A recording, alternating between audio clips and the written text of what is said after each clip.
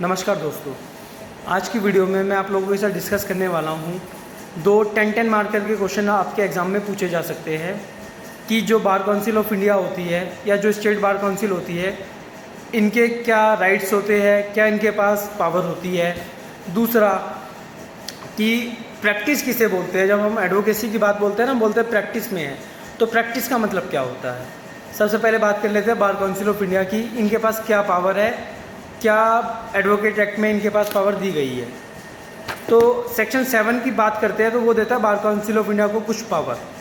Bar council of India ही हमारे यहाँ पे जो एडवोकेट्स होते हैं, जो वकील होते हैं, इसकी जो रेगुलेटिंग अथॉरिटी है, सबसे हायर अथॉरिटी है। इसके नीचे स्टेट की बार होती है, अलग अलग स्टेट्स की अलग अलग बार होती है, जैसे BCD bar council of Delhi, bar council of Uttar Pradesh, bar council of Punjab. Her state की अपनी अपनी बार होती है। उनके नीचे होती है जो डिस्ट्रिक्ट कोर्ट्स होती है ना, जैसे कि दिल्ली का एग्जांपल देख लेता हूँ। 30 हज़ारी कोर्ट यहाँ पे है, Delhi bar association. Rohini court एक डिस्ट्रिक्ट कोर्ट है, इसकी है Rohini court bar association. Saket एक डिस्ट्रिक्ट कोर्ट है, उसकी साकेत कोर्ट बार एसोसिएशन। ये जितनी भी बार एसोसिएशन है, ये स्टेट बार के अंडर कंट्रोल में आती है, और स्टेट बार जितनी भी स्टेट की बार है वो सब BCI के अंडर गवर्न होती है। पहली चीज़ तो बार काउंसिल ऑफ इंडिया का फंक्शन क्या होगा, जितनी भी बार एसोसिएशन है इन सबको कंट्रोल करना। हमारे यहाँ पे जितने भी इलेक्शंस होते हैं उस सबको कंट्रोल करना। हमें जो लाइसेंस दिया जाता है स्टेट बार काउंसिल के द्वारा जाता है, मगर ये भी कंट्रोल करती है BCI। इसके अलावा जो हमारे हेल्थ इंश्योरेंस होता है, मेडिकल पॉलिसीज़ होती है, ये सब प्रोवाइड कराना, हमारी बातों को आगे तक जुडिशरी तक रखना, ये भी BCI का काम होता है। ये सारे फंक्शंस तो हो गए बार काउंसिल ऑफ इंडिया के। इसके अलावा ये लोग कुछ फंड इकट्ठा करते हैं। भाई पैसा कहाँ से आता है बार काउंसिल ऑफ इंडिया के पास? सरकार तो कोई पैसा देती नहीं है। तो जो हम वकालतनामा भरते हैं ना, उसमें हम लगाते हैं वेलफेयर फंड। जो वेलफेयर होता है वो ही बार के पास जाता है। जिनके पास पैसा आता है, पैसा आने के बाद वही पैसा हम लोगों के ऊपर मेडिकल में, हेल्थ इंश्योरेंस में और जो भी पॉलिसीज़ आती है इन सब में हमारे ऊपर ही खर्च किया जाता है। एक ये साइकिल है इकोनॉमी की जो मूव करती रहती है। ये तो हो गया बार काउंसिल ऑफ इंडिया के फंक्शन। ऐसे ही स्टेट बार काउंसिल के फंक्शन होता है। किसी भी अगर बार में कंप्लेंट करनी होती है तो इनकी एक डिसिप्लिनरी कमेटी होती है, जिसका काम होता है जिसके खिलाफ कंप्लेंट की गई है, किसी एडवोकेट के खिलाफ, किसी वकील के खिलाफ, उसके ऊपर सुनवाई करना।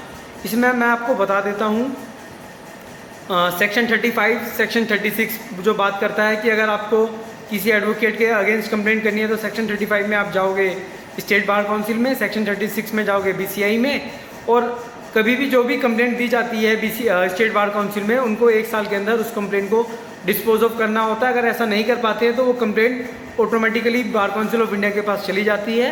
और स्टेट बार काउंसिल और बार काउंसिल ऑफ इंडिया दोनों के पास पावर है कि किसी भी एडवोकेट का लाइसेंस टेम्प्रेरी सस्पेंड किया जा सकता है, परमानेंट भी सस्पेंड किया जा सकता है। इसके अलावा इनके पास पावर है कि कौन कौन से कॉलेजेस, जो लो कॉलेजेस होते हैं, उसको रिकॉग्नाइज करना, उनको मान्यता देना। जैसा कि अभी कुछ दिन पहले ही शायद 6 या 7 कॉलेजेस ऐसे हैं जिसको बार काउंसिल ऑफ इंडिया ने लो कॉलेज मानने से मना कर दिया, क्योंकि वो कुछ टर्म्स एंड कंडीशन को फॉलो नहीं कर पा रहे थे। ऐसा लग रहा था कि वहाँ पे लॉ की डिग्री बस पैसे लेके दी जा रही है, इसलिए उनको ऐसा लगा। उन्होंने उनका जो लाइसेंस था लॉ की डिग्री का वो भी सस्पेंड कर दिया BCI के द्वारा। ये सारे फंक्शंस मैंने आपको बताए सेक्शन 7 एडवोकेट एक्ट में।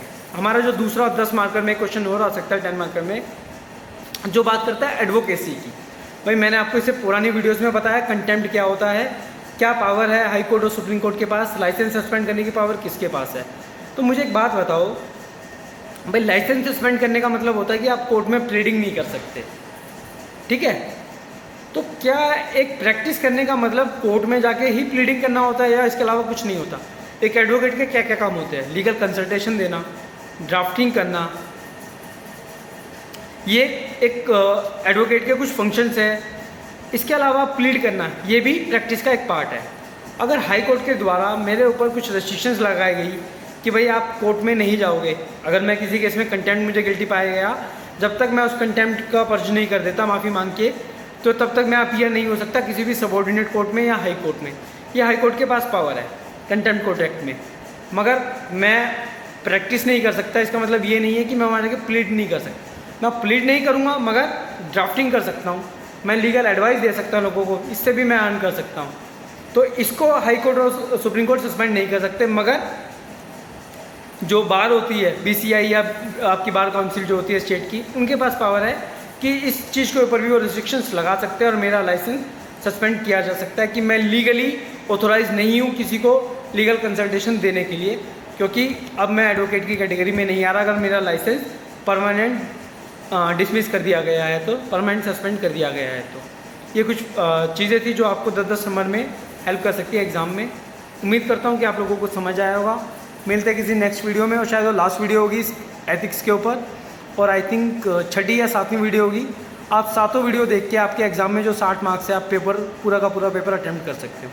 तो आपका ये आधे से 1 घंटा जो 6 या 7 वीडियो को देखने में लगेगा, आपको एग्ज़ाम में आंसर राइटिंग में बड़ा मदद आएगा।